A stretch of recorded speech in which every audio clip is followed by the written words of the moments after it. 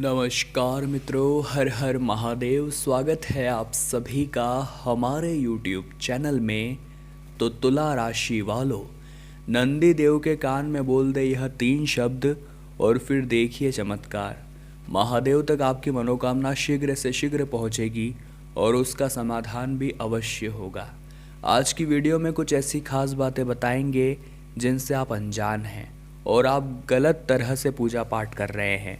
क्या नियम आपको बरतने हैं, नंदीश्वर महाराज के कान में किस तरह से अपनी मनोकामना रखनी है, उस तरह से सही बात आपको समझाने वाले हैं। शुरू से लेकर अंत तक वीडियो को देखकर आपको सभी बातें अच्छी तरह से समझनी है। अगर आप भी रोजाना शिव मंदिर जाते हैं तो आज की यह वीडियो आपके लिए बहुत उपयोगी है, बहुत कारगर है। सबसे पहले शिवनाथ के सच्चे भक्त अभी के अभी वीडियो को लाइक करें। कमेंट बॉक्स में ओम नमः शिवाय लिखे, आपके सारे बिगड़े काम बन जाएंगे। देखिए, आपने हर मंदिर में देखा होगा कि भगवान शिव की प्रतिमा या शिवलिंग के सामने वाहन के रूप में नंदी देव की मूर्ति जरूर होती है। और हम सभी जानते हैं महादेव नंदी से कितना प्यार करते हैं और नंदी महादेव से कितना प्यार करते हैं।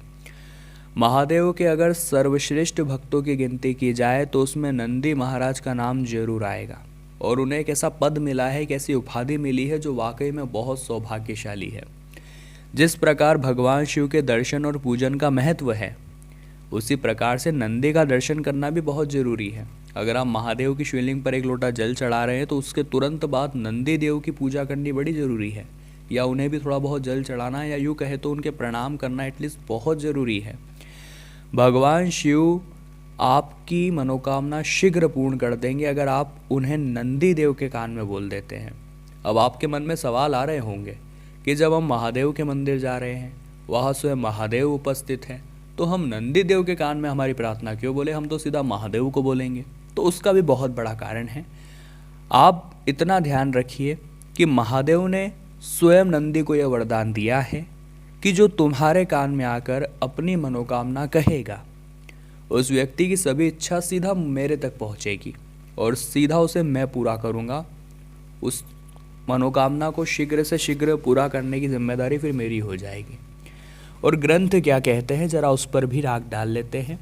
शिवजी अक्सर तपस्या में लीन रहते हैं और जब वे तपस्या में लीन रहेंगे तो उनकी तपस्या में कोई विघ्न न पड़े, इसकी जिम्मेदारी होती है नंदीश्वर महाराज की। इसीलिए वो हमेशा शिवजी की सेवा में तैनात रहते हैं, यानी जहाँ भी वो तपस्या कर रहे हैं जस्ट उसके बाहर। ऐसे में जो भी लोग उनके दर्शन करने आते हैं तो वो सीधे तो शिवजी से नहीं मिल पाते क्योंकि वो तपस्या कर रहे होते हैं। अब वे लोग जो अपनी बातें हैं वो नंदी जी को बताकर चले जाते हैं, उनके कानों में कहकर चले जाते हैं। अब जब शिवजी तपस्या से बाहर आते हैं तो नंदी जी जैसा कि तैसा सारी मनोकामना, सारी बातें भोले बाबा को बता देते हैं। यानी कि दोस्तों, मान लीजिए आप मंदिर गए हैं और भोले बाबा तपस्या में लीन हैं, तो आप उनसे कहेंगे तो सीधा तो आपकी बात नहीं पहुँच पाएगी। तो आप नंदीश्वर कान महाराज के कान में वो बात कहते हैं। लेकिन देखिए, हर चीज़ के कुछ नियम होते हैं, कायदे होते हैं, उसूल होते हैं, परंपरा होती है। आपको भी एक बात जाननी चाहिए कि नंदीश्वर महाराज के कान में जब आप अपनी मनोकामना रख रहे हैं तो उसके नियम क्या है। मतलब ऐसा नहीं है कि बोल दिया और काम हो गया, उसके कुछ नियम है, उसके कुछ आदर्श है, परंपरा है, जिनका पालन करना बहुत आवश्यक है। सबसे पहली शर्त क्या है, जरा गौर फरमाइएगा। आपको अगर कोई भी मनोकामना पूर्ण करवानी है, नंदीश्वर महाराज के कान में कोई भी बात कहनी है, तो सबसे पहले आप उनकी पूजा करिए। आप उनके ऊपर चंदन लगाइए, अक्षत चढ़ाइए और अच्छे से उनकी बिलपत्र से पूजा करिए, फूलों से पूजा करिए। आप उन्हें गेंदे के फूल की माला भी चढ़ा सकते हैं। अगर आपकी शादी में विघ्न आ रहा है तो इससे आपकी मनोकामना जल्द पूर्ण होने की संभावनाएँ रहती है। तो सबसे पहला स्टेप क्या है, सबसे पहला कदम क्या है कि आपको नंदीश्वर महाराज की पूजा करनी है। अब दूसरे स्टेप की अगर बात करें तो जब आप नंदीश्वर महाराज के कान में अपनी मनोकामना रख रहे हैं तो एक बात का खास ख्याल रखें कि आपकी कही हुई बात कोई और बिल्कुल भी न सुने। कई बार दोस्तों ऐसा हो जाता है कि हम जो बोलते हैं वो पास वाला समझ जाता है। कई लोगों की एकदम से तेज बोलने की आदत होती है, तो कई लोग तो बिंदास बेफिक्र होकर कहीं भी कुछ भी बोल देते हैं। और कई लोग तो इतने शातिर होते हैं कि वो तो होठ भी पढ़ लेते हैं। इसलिए आप जब नंदीश्वर महाराज के कान में अपनी बात रख रहे हैं तो अपने होठों को दोनों कानों से ढक लेना चाहिए। ये बहुत ज़्यादा ज़रूरी है, क्योंकि कहते हैं प्रार्थना केवल हम तक और भगवान तक रहनी चाहिए। अगर हमारी प्रार्थना सामान्य जनों तक पहुंची या उन्हें खबर लग गई कि इस व्यक्ति की ये प्रार्थना है, तो वो पूरी होने की संभावनाएं ज़रा कम हो जाती हैं। एक बात का आप खास ख्याल रखें कि जीवन में कभी किसी की बुराई ना करें, जीवन में कभी किसी के प्रति अफवाहें न फैलाएं, किसी के प्रति कपट मन में न रखें, किसी का बुरा आप न चाहें।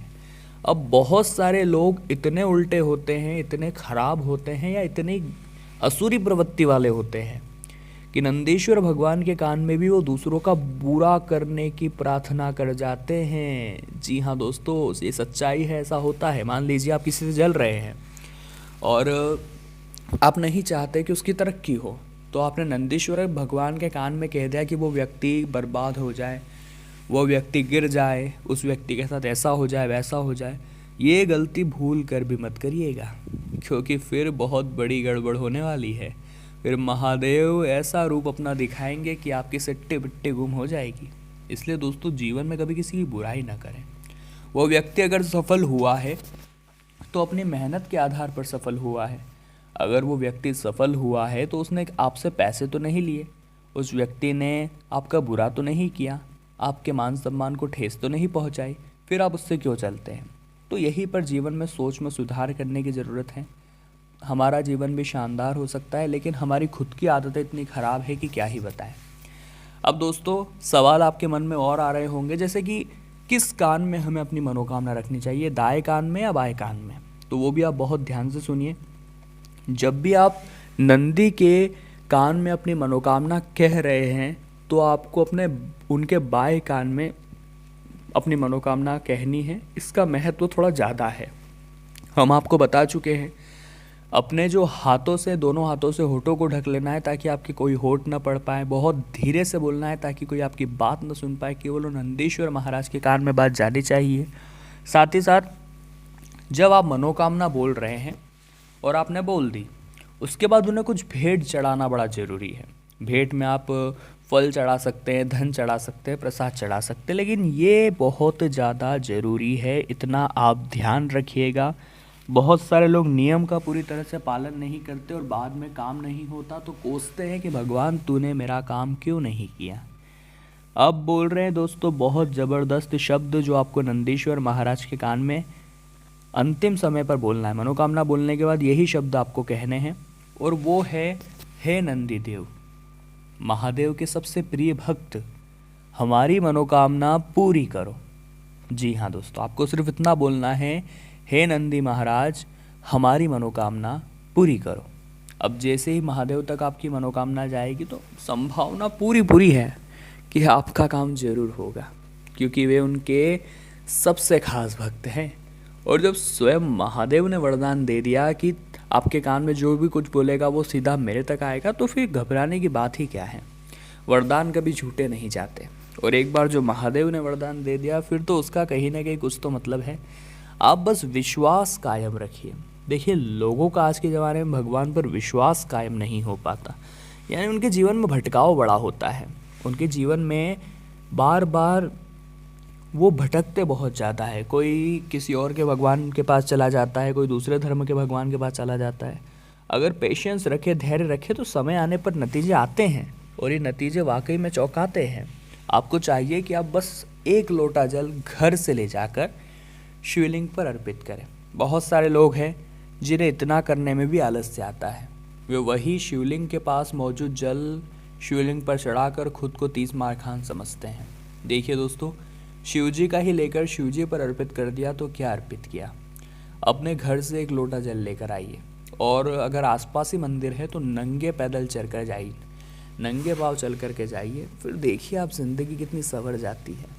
आपके ऊपर कोई दोष होगा, काल सर्प दोष, मंगल दोष, शनि दोष, चंद्र दोष, ये सब समाप्त हो जाएंगे मात्र एक लोटा जल से। क्योंकि वो सिर्फ महादेव को नहीं जा रहा, वो 33 कोटि देवी देवताओं को जा रहा है, वो आपके पितृ देवताओं को जा रहा है, वो नवग्रहों को जा रहा है, समस्त शिव परिवार, शिव पंचायत को जा रहा है, नंदीश्वर महाराज को भी जा रहा है।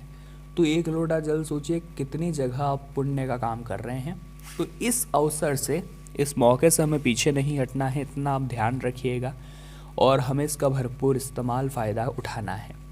तो तुला राशि वालों, आज की वीडियो में बहुत सारा ज्ञान आपको दिया। हम आशा करते हैं आपको वीडियो पसंद आई होगी। लाइक आप ज़रूर करें, कमेंट बॉक्स में जय माता दी लिखें और हमारे चैनल को सब्सक्राइब करके बेल आइकन को प्रेस कर लें। अभी के लिए आप सभी को बहुत बहुत धन्यवाद।